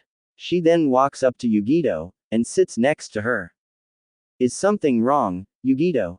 Yugito responds, it's because of the days straight we spent traveling on the ocean. I don't mind it, I'm kind of used to it, but that's because I travel 2 hours a day. This is 2 days straight. She puts her right hand under her cheek, I can't tolerate being in the ocean so much. And no, I don't get seasick, I just don't like long boat trips. Samui crosses her legs, we're only half a day away from the mist. Just keep your cool, and hold on just a little longer. Yugito looks at her, you're making it sound as if I'm going to puke my brains out. Samui shrugs. B walks up to them, and puts a hand on Yugito's shoulder, don't be worrying, Yugi girl. We gone, get there in a swirl. Yugito looks at him and sweat drops, even if that made sense. Half a day is still 12 hours. My patience isn't as sharp as I used to be. Han also walks up to them and stops next to Samui, mind if I join? Yugito looks back into the sea, if you want to hear me complain about how much I hate long sea travels, then go ahead. Han chuckles, so, how are the youngsters at Turtle Island? Yugito responds, they're doing fine. I let them be sure that the four of us were going to be gone for a while. Though I didn't give them a specific time on when I was going to arrive. We don't know how long this mission can take. Especially since it's S-ranked. I just hope they behave. B-Raps, the ninja at the island will treat them just fine. Maybe they'll make their skills as sharp as mine. Han says, I can't believe I understood that. Yugito looks at Han, you understood that? Han, if you speak Killer B, then I would happily pay you to be his translator. B grows a light angry vein on his forehead. Han says, I'd do it for free. B turns his head around with a, HMPH. Samui looks at Han, so, you're the container of the 5 tails, is that correct? Han tucks his right hand inside his kimono, and nods, indeed. I can't say I'm proud of it, but it has its benefits. Yugito has told me some good things about you. Do you have a good history with her? We were teammates at a young age along with the Raikage's assistants, Mabui. We were an all-female team. Even our sensei was female. Yugito looks at them, all-female teams are rare these days. Teams are either 3 males, 2 males and a female, or 2 females and a male. Han says, indeed it is rare. I was paired with 2 females as well as a female sensei. I don't like talking about it, though. Samui lightly smiles, that's actually kind of cool. Han lightly shrugs, if cool is how you want to describe it. He looks at Yugito. May I ask what is your relationship with Miss Samui? Yugito sits up straight. Well, it's not something I lightly talk about, but since you told me about your story with your teammates, it's only fair if I told you mine. She looks at Samui. Samui and I didn't have a lot of interaction in the academy, and we didn't speak to each other when we were a team. Samui explains, mainly because my parents told me not to come near her, and were not happy at all when we were on the same team. It wasn't very cool back then. Yugito continues, but as time went by, and as missions were done, we opened up to each other, and became very good friends. She looks at Samui again, and smiles, which is something I'm happy about. Samui gives her a faint smile. Yugito looks at Han, then there was Mabui, who I was in bad terms with. Mabui may not look like it now, but she was a bit short-tempered when she was younger. She would constantly blame things on me, and got into arguments with me over silly things, which I tried to avoid. But now that she's older, she's very calm, and very patient. Nothing like how she used to be as a child and teenager. And I can't blame her for taking her anger all out on me. She was just following her parents' steps. Yugito reaches into her bag, which was sitting next to her, takes out a photo, and gives it to Han. Here's a picture of us the day we became a team. The picture was the team standing in front of the Cloud Village Ninja Academy. Yugito was standing on the right, Mabui in the center, Samui to the left, and their sensei standing behind them. Samui was carrying the same stoic expression she always has on her face. Mabui was making a peace sign with her right hand, and her head was tilted to the left, making a teeth smile and an eye smile. Yugito on the other hand, looked rather sad, and had unintentional puppy eyes. She seemed like she didn't want to look at the camera, but tried her best to do so.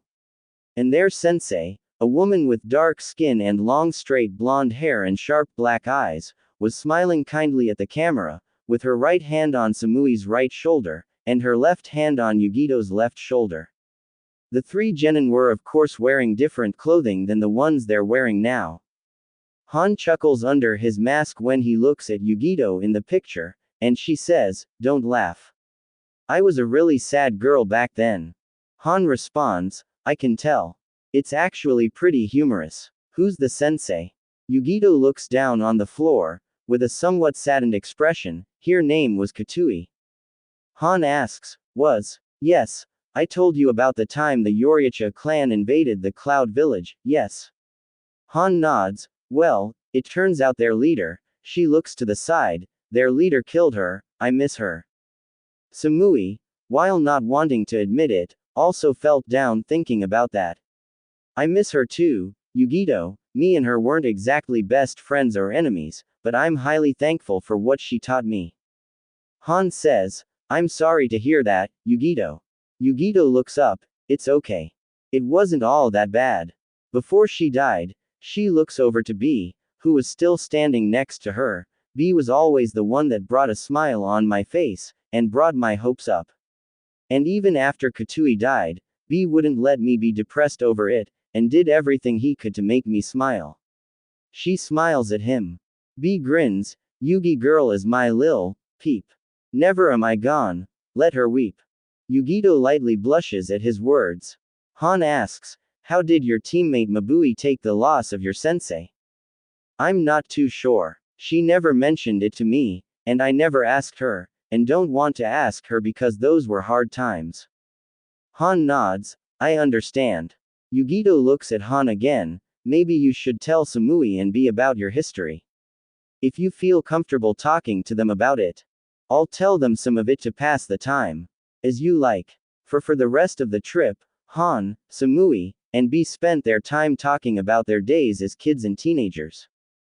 Han told them about some of his history first, then B shared, or rapped, some of his, and Samui got into more detail about hers. Though she didn't speak much about it, as she likes to be silent most of the times. Yugito was still there with them, and was thinking about a few things as the other three Junin were having their conversation. Once their latest topic ended, she decided to jump in. She gets their attention, hey guys. The three other Junin look at her, I was thinking, about maybe becoming a Junin sensei. Han curiously asks, oh, what made you come up with that thought? Yugito responds, Naruto, Fu, and Gaara just became genin, and haven't been assigned a Junin sensei, or a team. So I figured I could take the three of them as my students. B says normally, that ain't bad thought, Yugi girl. Those little rascals need some sort of teacher to guide him. They do. And I was hoping if I could hear you guys on this matter. Han says, if you think that's best for the three youngsters, then you should go for it. Samui says, I think it's a cool idea. B points at his chest with his left thumb, you got my support, Yugi girl. Yugito smiles, thanks you guys. Naruto and the others will be happy to hear of these news. I bet they're eager to take on missions already. The ship proceeds making its way to its destination. Night time had already risen, and the 12 hours quickly passed. The mist village could be seen up ahead. Finally, was the first thing Yugito said when seeing the village ahead. But just then, Mist Ninja in a few smaller boats flash their flashlights at their boat. One of the Mist Ninjas says, hold it right there, outsider. His right index and middle finger were on the right side of his neck, focusing chakra on it to increase the volume of his voice. This caused the captain of the Cloud Junin's ship to stop. A few minutes later, the Cloud Ninja was standing on the ship in front of the 4 Cloud Shinobi. The Mist Ninja says, the Mist Village's home island is under lockdown by order of the Mist Village Rebellion leader, Mei Terumi. I suggest you leave, unless you have specific reasons to be here. Yugito tells them, my name is Yugito Ni.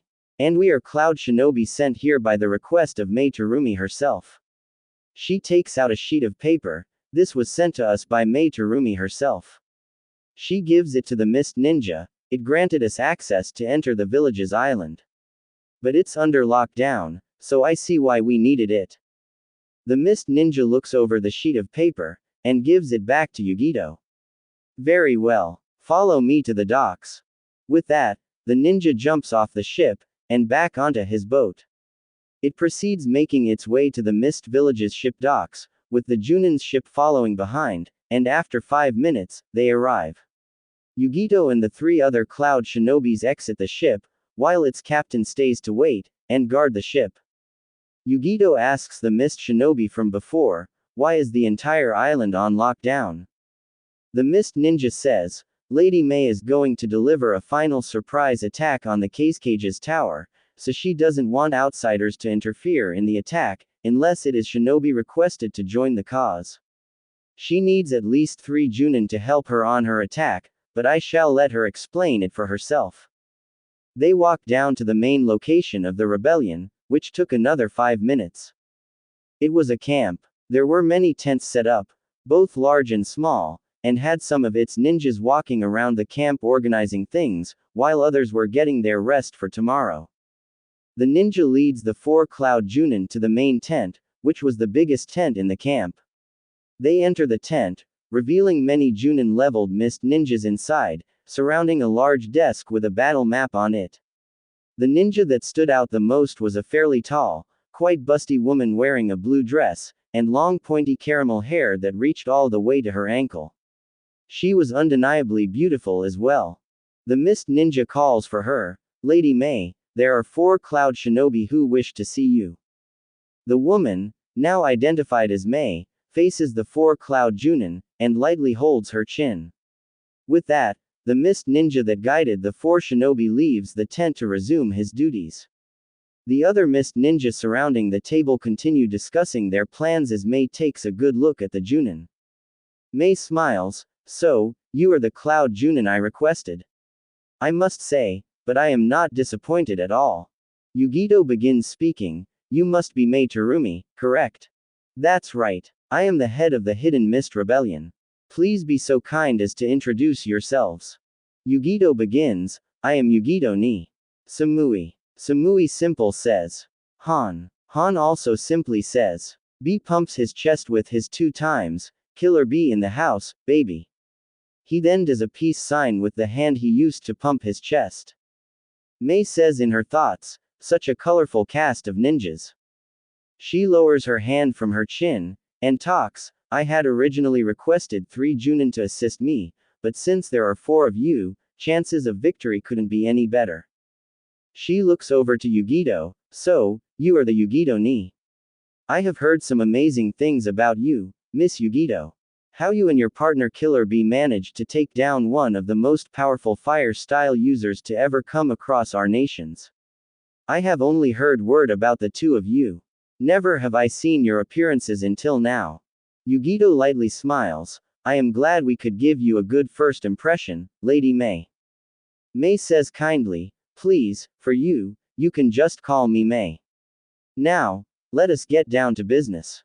She signals them to come close to the battle desk, and they do. Yugito and Samui stand to May's left, and B and Han to her right. May continues, "The 4 of you should know by now that the Hidden Mist is under civil war." She looks at Yugito and Samui, "If you don't, then at B and Han, then you have 0 reason to be here." She focuses on the battle map. The entire village is under Yugura's control. No one gets in or out without authority of his officials, and those who are not with him are either killed, or expelled, and are not allowed inside. That means it's the rebellion. Yugito asks, "Is there anything we should know about his defenses?" May answers, "Yes, and his defenses are big. For starters, he has 6 out of the 7 ninja swordsmen under his command." She circles around the Mizukage Tower on the battle map, and they're all scattered around the Mizukage mansion, being used as Yugura's personal bodyguards. She looks at Yugito and Samui with a serious face, "This will cost the village a lot, but I aim to kill all 6 of them." She then looks at B and Han with the same face, "They're the most powerful shinobi in the Mist Village right under the Mizukage, and I can't risk the chances of them somehow escaping to interfere with our plans." Han asks, "So what will be our objective?" May gives him a sly smile, "I'm glad you asked." She looks at the battle map again. Yugura's men are guarding the village through the inside, and on the walls that surround it. "I am sending 2 teams to infiltrate the village." She points at certain locations in the map, 1 team through the front, and 1 team through the back. "I will lead the front team, but I will need one of you to lead the back team. And I can't have any of my Junin to do so because I am having all of the most experienced ones be a part of the infiltration. Before I proceed, which one of you would like to lead the back team?" Suddenly, the voice of a man says, "I'll do it." All 5 of them turn to the direction of the voice. It was a man in a dark gray kimono, who was wearing an eye patch on his right eye, and had grayish blue hair that was sticking upwards. He, however, was bearing bandages under his kimono, as if he was recently in battle, instead of a shirt. He also had bandages under his headband on his forehead. The man speaks, "Lady May, I'm ready to take part in the battle once more." May looks at him surprised, but then speaks, "No, you're not. You were a victim of an ambush last night. You can't lead the back team for this infiltration." Yugito looks at the man curiously, "And who might you be?" The man speaks, "My name is Ao. I'm the leader of the sensory team in the rebellion."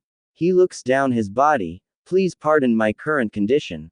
He looks back up, "Yugura's men ambushed my group last night, and killed 2 of my members, with only me and 2 more as the lucky ones." May explains further, "He's also my assistant. He informs me on what his group has found, and Yugura's status." Han asks, "And you wish to lead the second team despite your condition?" Ao taps his right side twice, "I'm recovering fairly quick. It's nothing to be too concerned about. Besides, I may not be a fighter, but I've led many teams before, and even fleets during the Third Great Ninja War." May makes a light sigh, "All right, Ao. You will be in charge of the back team. But you better come out alive." Ao smirks, "I've survived a whole lot more than just civil wars, you know." May lightly smiles. "All right." She looks back at the map, to continue with the plan. "Now that Ao will be guiding the back team, the 4 of you will be on the front team with me. The back team's job is to neutralize all of the ninjas in the village's walls, while my team neutralizes the ones inside the village. After that, both teams will make their way to the Mizukage mansion." May looks at Ao, "And Ao, your team will take down the ninjas guarding the tower from outside, while mine take down the ones from the inside." She looks at the 4 Cloud Junin, "Then there's the 6 swordsmen. Remember, I am sending my best shinobi to invade the mansion, so I will divide both teams into 7 different teams, and scout for the swordsmen.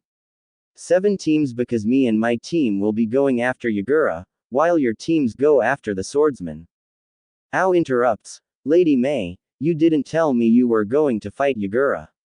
May looks at Ao, "I will have my team with me, so I won't fight him alone." She looks at the Cloud Junin once more, "The 4 of you plus me and Ao makes 6. I am waiting for somebody else to arrive. He should be here any minute now, actually. He'll be a perfect addition to the elimination of the swordsman." Yugito asks, "Who is he?" May answers, "His name is Utakata. A very special Junin of mine. When he gets here, I will let you meet him. He's just spending too much time with his little student." Han asks, "When will the attack be?" May answers, "It will be tomorrow at midnight, when most of the villagers are asleep. So I suggest you stay up for this night, so that you may get some sleep in the afternoon tomorrow. You will need all of the rest you can get for tomorrow night." Ao crosses his arms, and smiles, "Sleeping in the day and battling in the night brings back some good times for me during the Third Great Ninja War.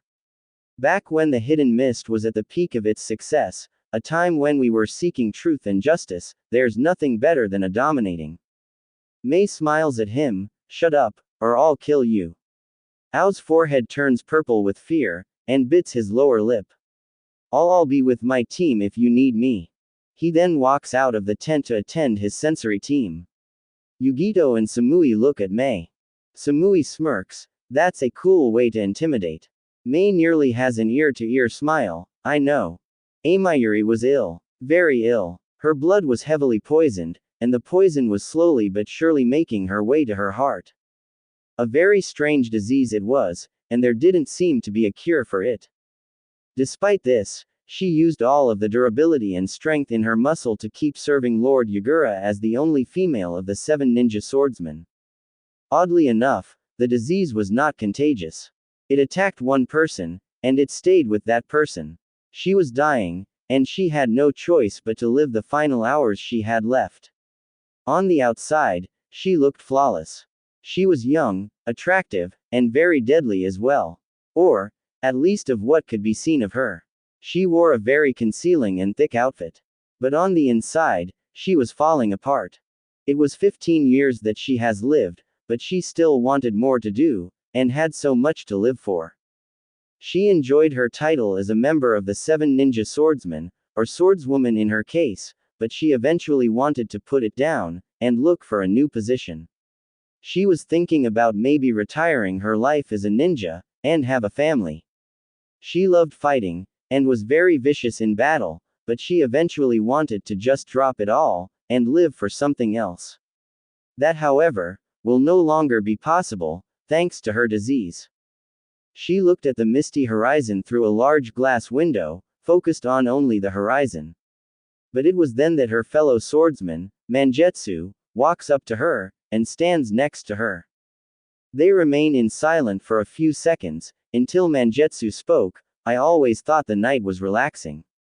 It's peaceful, it's at a fair temperature, and there's no better time to rest than when it's dark. Amayuri stays silent, and Mangetsu turns her head towards her. You should get some rest too. Lord Yugura wouldn't want us sleeping on the job in the day. Amayuri keeps her eyesight on the horizon. I can't. Mangetsu looks back to the horizon. It's your illness, isn't it? Amayuri explains, rest is not important anymore, so yes. She looks down on the floor with a disappointed expression. I spent too much time being childish, and not enough time maturing, and getting ready for the life I wanted. Now I'm dying, and there's nothing I can do to make up for anything. Mangetsu eyes her once more. Don't be so hard on yourself. It's not your fault you obtained the disease. You can still make up for any mistakes you have ever made. It's too late now. I could die at any minute, but I do have one death wish. Mangetsu listened closely. Amayuri looks up to the horizon again. I want one last battle. A battle with a worthy shinobi or kunoichi, strong enough to be able to kill me. I may not be able to make up for my mistakes, and I have no regrets over the people I've killed, but I at least want a last battle to show I had some sort of skill. Mangetsu keeps his eyes on the dying swordswoman. If I can help in any way, may I be the opponent you seek. Amayuri looks at the white-haired man and gently smiles. That's very nice of you, Mangetsu. But you know I can't fight a fellow mist swordsman. Mangetsu smiles lightly. Well, I hope you get the fight you want before your time is up. Amayuri smiles kindly, and nods. Mangetsu says, I'll let you be alone now. He turns around, and begins walking, but then stops, and turns his head to look over his shoulder. I hope to talk to you in the morning. He continues walking, and exits the room they were in. Amayuri had to admit, but she admired Mangetsu. He was only a few years older than her, but she highly appreciated his support, honesty, and calmness. Something his younger brother heavily needed. Mangetsu was actually the mist swordsman she got along with the most, and she looked forward to seeing him tomorrow. First glance, Yugura doesn't look very threatening, or willing to hurt anybody. He had the appearance of a young boy in his teens, and was as short as one. But during these years, he was a tyrant, and many wonder why he had come into this conclusion. The most common questions were, did he want to make the village suffer due to how he was treated at a younger age? How long was he going to keep this up? He got the revenge he wanted, why not step down from his Mizukage title? And how did he get away with making the village as it is without the Mist Council having a say on it? These were questions every Mist villager and ninja asked themselves or others, but never got answers. Yugura even got away with not having to do paperwork. When he became Mizukage, the first thing he did was give all of the paperwork to a few chunin that worked in the offices of the Mizukage mansion. Whatever he did or said to convince the Mist Council to see his ideals, it worked, and many in the Mist village were not happy with it. Many citizens and ninjas fled the village, and after that event, Yugura forced the village to lock down, and not allow anyone in or out without the authority of his Mist shinobi. Now the villagers were trapped, and the only thing that could free them was the rebellion outside of the village. His lockdown of the village is what inspired Mei to lock down the island, but the thing is, Yugura wasn't aware of her own lockdown. Yugura was sitting in his office desk, in silence. In his thoughts, he was organizing the preparation of his counterattack. Yes, he was well aware of Mei's plan of attack, all thanks to his best Junin. His thoughts, however, were interrupted when a knock on his office door is heard. Yugura always hated interruptions when he was in deep thoughts, so he annoyingly let a come in, and the person who knocked enters. It was Mangetsu. Mangetsu begins speaking. The swordsman and I are ready for tomorrow's counter-attack, and are waiting for your approval, Lord Mizukage. Yugura grins, and responds, excellent. You and the others have my full approval. HM. He stands up from his chair, and slowly walks up to Mangetsu. Tomorrow, I'm going to show Mei, that dog, that you just can't stop the fourth Mizukage. Not with the 7 ninja swordsmen, plus my best Junin, and my tailed beast under my command. He stops in front of Mangetsu.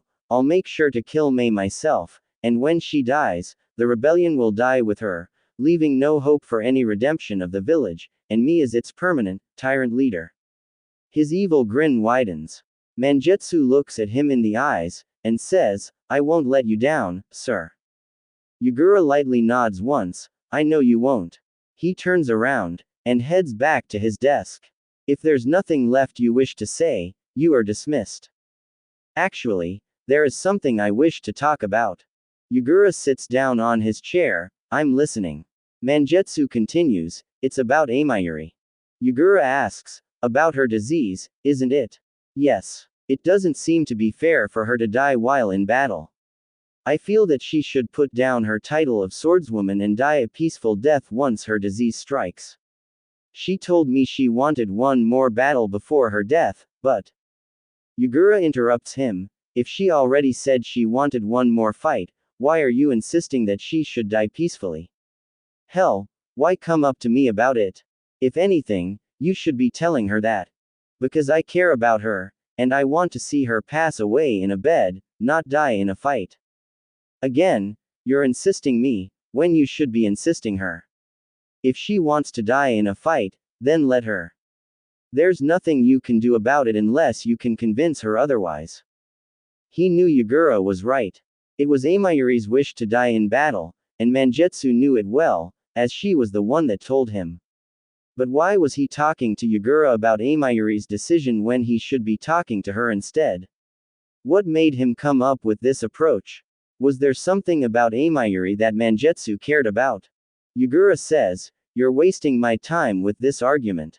You're dismissed. Mangetsu frowns, and stands there for a few seconds, until he spoke, can we at least give her her own coffin and funeral when she dies? It's the least we should do for a fellow SW. Yugura interrupts him again, I said you're dismissed. Mangetsu's frown hardens, and with venom on his voice, he says, yes, Lord Yugura. He leaves the office, and slams the door, something Yugura didn't take lightly. Yugura wonders, what the hell is his problem? Mangetsu lays his back against the wall next to Yugura's office with his arms crossed. He was still wondering why he would approach Yugura and not Amayuri. Did he really not want to lose a fellow swordsman, or have his comrade, no, friend, die in such a non-peaceful way? Did he have something he felt for her and didn't want to tell her? It's not often he had feelings such as these, and they're not feelings he really cared about unless it was somebody very important or special to him. Mangetsu was in deep thought, I don't think I even want to bring up this matter to her, it's best if she doesn't know. With that, he stands up straight, and begins walking through the hallways of the mansion. Mei was very focused on the battle map that lied before her. She was checking her plan many times until she was sure it would work. She and her men only got one shot at this. One screw up, and the rebellion would be destroyed by Yugura himself. And Mei knew that the only one who could take down Yugura was herself, as she had cage levels worth of chakra, strength, and jutsu that could match Yugura. Mei thought to herself, should I tell Yugito and her team my real intentions? Should I tell my men my real intentions? She closes her eyes, the only one that can defeat Yugura is me. Even my best Junin wouldn't stand a chance against him. Her thoughts were interrupted when Yugito spoke, you've been staring at that map for a few minutes now, Mei. Mei opens her eyes, and looks at Yugito. Mei gives her a faint smile, it's nothing. I'm just over-checking my plan of attack is all. Yugito admits, something looks like it's worrying you. Is there something else you would like to say? Mei makes a light frown, and looks at the battle map, but then looks at Yugito once again. Come. Let's go for a walk. Just you and me. Yugito nods. Very well. The two kunoichi leave the tent, and walk through the encampment. Mei begins, like I mentioned, stay up for tonight, so that you may sleep tomorrow in the afternoon, and get ready for the attack. You can walk around the encampment or explore the places outside of it in the meanwhile. Just as long as you do not go too far. You can even help some of my men get organized. Yugito says, I will do as you say, Mei. They stay silent for a few seconds, but Yugito speaks again. What can you tell me about Yagura? He is a Jinchuriki as well, so he gained the most of my curiosity. Mai chuckles, ah yes. I nearly forgot you are a Jinchuriki as well. She takes a confident breath of air. I have known Yagura ever since I was barely an academy graduate. By that time, he was a Junin, and was highly respected by many after so many years of being tormented by his people due to the curse of having a beast sealed in him. He was caring, heroic, truthful, sometimes a little arrogant, but with reason. Yugito paid close attention to this history as they walked. Mei continues, I even looked up to him up until the became Mizukage. He gained the title at the age of 23, and he deserved it at the time. He gave us 2 peaceful years with his title. She frowns, that is, until he had a sudden change of heart, and became what he is now. Yugito asks, do you know what caused him to come to this change? Mei answers, I have been trying to figure out for over a decade, with little to no answers. A decade? Then that means Yagura must already be in his 30s. Has his tyranny really gone out for that long? Mei coldly responds, yes. She looks at Yugito, but tomorrow at midnight, I'm highly confident that I'll get that answer. She looks at the ground in front of her. I've been too stupid to lose sleep over wondering what caused his change, when I could be getting the rest I needed to guide my rebellion. Yugito says, I understand how you feel, Mei. Mei looks at Yugito, I've lost sleep over major things as well. Like the time a clan known as the Yoriacha clan invaded the Cloud Village for no apparent reason. I was so stressed out, and didn't know what to do when they attacked. Eventually I did gain the confidence I needed, and got good rest before me and took down the clan's leader. Mei wonders, the Yoriacha clan, I have heard some dangerous things about that clan. She somewhat widens her eyes with surprise, and you took down its leader. Yugito rubs the back of her neck, oh it's not something I like to brag about. B did most of the work while I was his helper. She puts her left index finger and thumb on her chin, though I did deliver the final blow. Mei smiles, well that's an impressive feat, Yugito. She lightly taps Yugito her elbow, you should have been crowned Raikage. They both have a fair laugh, until they pass the exit to the encampment. Mei looks back at the encampment to make sure no one was following, and looks forward again, alright. We're far enough so no one can hear. She gives Yugito a serious look, Yugito, I haven't been completely fair with you, your team, and even my rebellion. Yugito wonders, what do you mean? I have other plans for tomorrow's infiltration, and you look like someone who I can trust with what I wish to say. Yugito nods, very well, I'm listening. Mei takes another confident breath of air, I plan to take on Yagura myself. This catches Yugito by surprise, by yourself. Why? What about aid from your men? This is between me and Yagura. I don't want anyone else involved. Not you, not your team, and not my rebellion. Just me and him. Yugito gives Mei a serious look as well. Mei, you're making this sound personal. Is there something you're not telling me? Mei looks at Yugito in the eyes for a good 3 seconds, but then sighs while she eyes the ground, you're right. This is personal. Is there anything else you'd like to share with me? Mei stays quiet for another few seconds, but then speaks, there is. One thing. The reason why I make this personal. Yugito keeps her listening towards Mei, I was. Yagura's student once. Not a team student, but his own personal student. He saw potential in me when I single-handedly won the Hidden Mist Chunin exams. He walked up to me one day, and decided to take me under his wing. For the next 2 years, I learned as much as he wanted to teach me.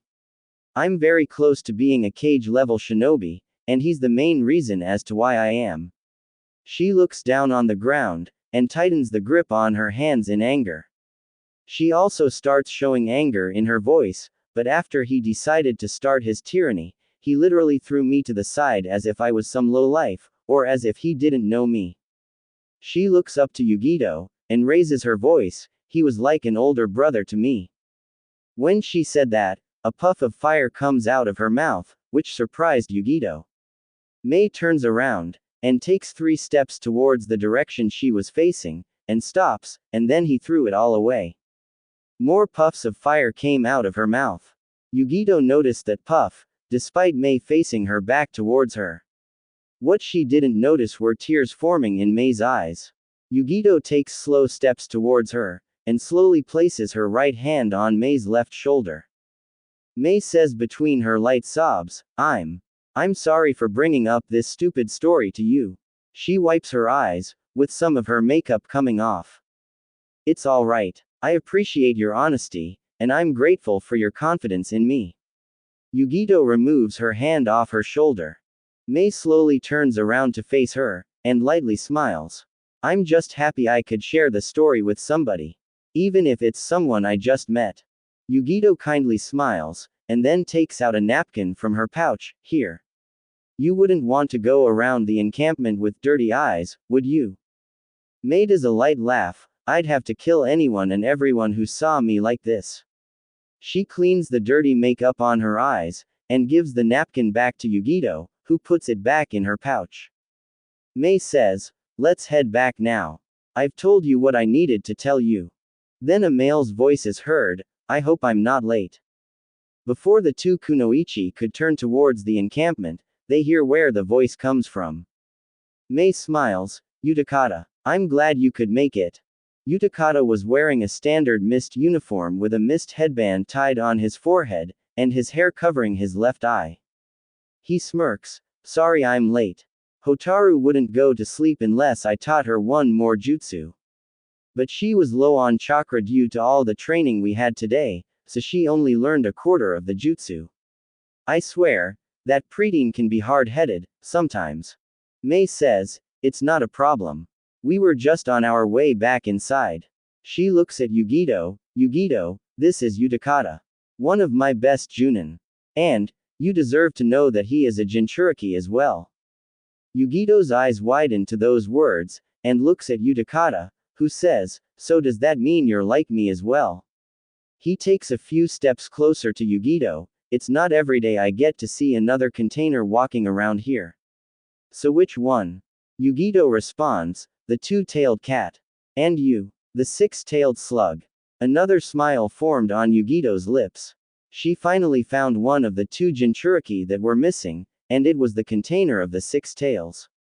She couldn't be any happier, and she was finally making more progress after her last Jinchuriki search. Utakata noticed her smile, and asks, are you alright? You seem rather happy. Yugito knocks herself out of her stupor, oh it's nothing. I actually have 2 other Jinchuriki friends over at the encampment if you'd like to meet them. 2 more? Huh, he lightly smiles, I would gladly like to meet them. Mei says, then let's go. With that, the 2 containers and rebellion leader make their way towards the main tent. What they failed to notice was a tall skinny ninja wearing an Anbu mask and bushy hair, was standing on a tree, listening to the entire conversation Yugito and Mei just had. Once the 3 ninjas were inside the encampment, this mysterious ninja jumped from tree to tree, back to the mist village. Amayuri was sitting down on a couch, peacefully sharpening one of her kiba swords.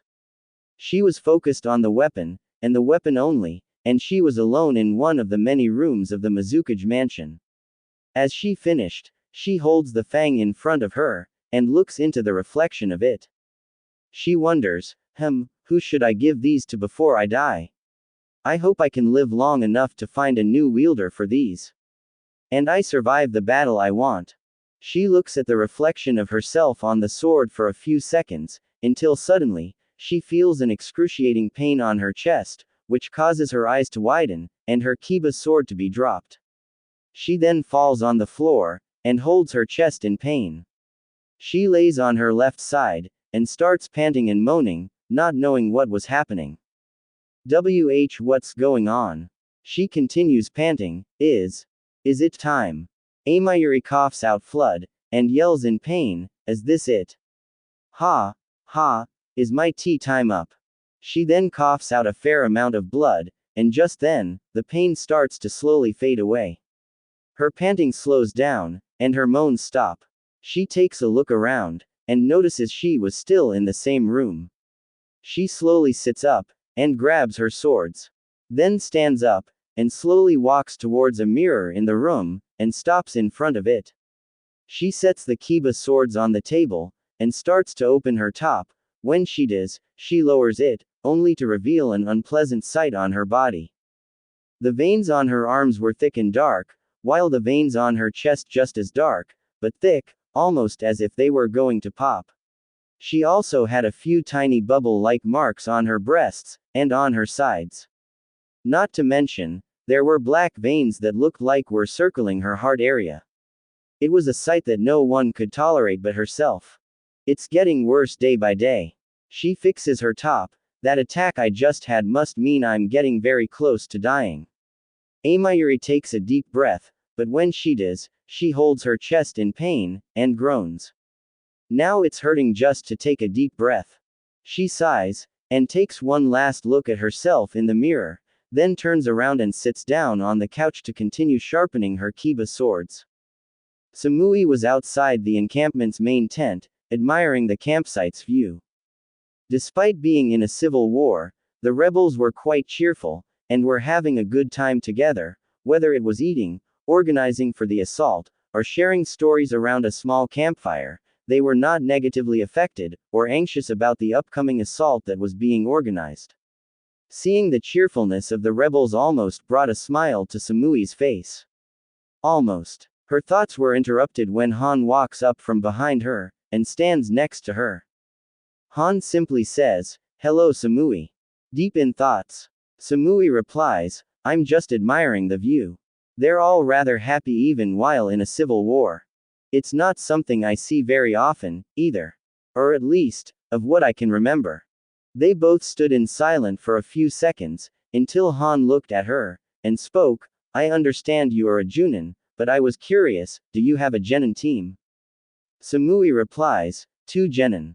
Karui and Omoi. Ah, I see. If Yugito decides to take the 3 young Jinchuriki as her students, I'm sure your Genin and hers will get along nicely. They've already met, and are getting along well already." She looks at Han, "Maybe you should take a team of your own. It would be cool. It's not for me, to be honest. I don't want to risk the chances of one or all of them dying, and the blame being put on me. I've had enough blame being put on me in the past."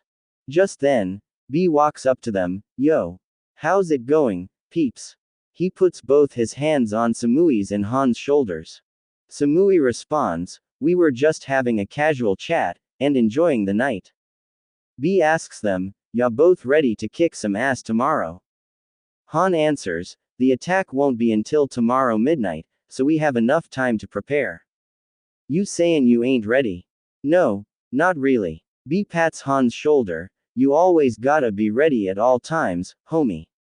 What if they attack outright now? Don't be relying on the time we have, till we attack fool, ya fool." Han looks at B over his shoulder, you know. For someone I can't take seriously, you actually have some pretty decent advice. B grins. Just then, Yugito, Mei, and Utakata approach them. Yugito says, "Hey guys." Samui asks, "How was the walk?" Mei answers, "We covered what we needed to discuss." She looks at Utakata, "I'd like you all to meet Utakata. He's one of my best Junin, and he'll be helping with the infiltration." Utakata says, "I'm also the Jinchuriki of the 6-tailed slug." Han looks at Yugito, "So, you found another one, Yugito?" Yugito looks at Utakata, We should head inside. There's something I'd like to discuss with you, Utakata. The six of them proceed making their way inside the main tent again, and Utakata says, "Alright, I'm listening."